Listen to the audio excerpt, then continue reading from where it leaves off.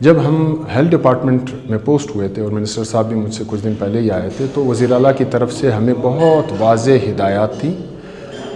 کہ ان کی ٹیم کی ان کی گورنمنٹ کی پرائرٹی یہ ہے کہ وہ چاہتے ہیں کہ صحت کی سہولیات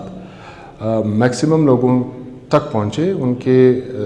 دہلیز تک پہنچیں، اور اگر وہ فیسلٹی آتے ہیں تو وہاں سے وہ مایوس نہ ہو کے جائیں، یعنی لوگوں کی سیٹسفیکشن آئے ہمارے ہیلتھ کے نظام پہ اور ان کو وہ سہولیات مل سکیں۔ اس ویژن کی بنیاد پہ جب ہم نے وزیر اعلیٰ صاحب کو پہلے ہمارے روڈ میپ پریزنٹ کیے تھے، وہ پرائمری روڈ میپ تھا یا 10 ایئر پلان تھا، انہوں نے اس کی طور و اسکریننگ کی تھی، ڈسکشن کی تھی، اور اس پہ انہوں نے ہمیں الاؤ کیا تھا کہ جی آپ کام شروع کریں۔ الحمدللہ روڈ میپ ہم 70-80% تک امپلیمنٹ کر چکے ہیں۔ اب ہم 10 ایئر پلان کے اوپر کام کر رہے ہیں۔ جو وزیر اعلیٰ یا اس گورنمنٹ کی یا پیپلز پارٹی کا ویژن ہے، وہ میں، منسٹر صاحب اور ہماری ٹیم کوشش کر رہے ہیں کہ وہ اس پہ پورا اتر سکے۔ آج الحمدللہ ہم اپنا 3rd لیڈرشپ کانفرنس کرا رہے ہیں، اور لیڈرشپ کانفرنس کا مقصد یہ ہوتا ہے کہ سارے ضلعوں سے DHOs، MSs اور ڈسٹرکٹ مینیجرز آئیں،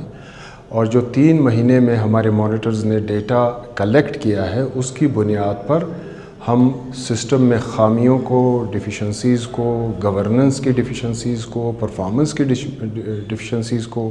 سروس ڈیلیوری میں کیا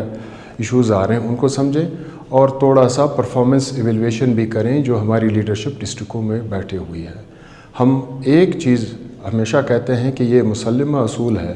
کہ احتساب کے کڑے نظام کے بغیر کوئی بھی ادارہ نہیں چل سکتا، اور دوسرا اصول یہ ہے کہ کوئی چیز اگر آپ میجر نہیں کر سکتے، وہ آپ ایویلویٹ نہیں کر سکتے، اگر آپ ایویلویٹ نہیں کر سکتے تو آپ امپروو نہیں کر سکتے۔ اس بنیاد پہ ہم نے یہ ڈیجیٹلائزیشن کا،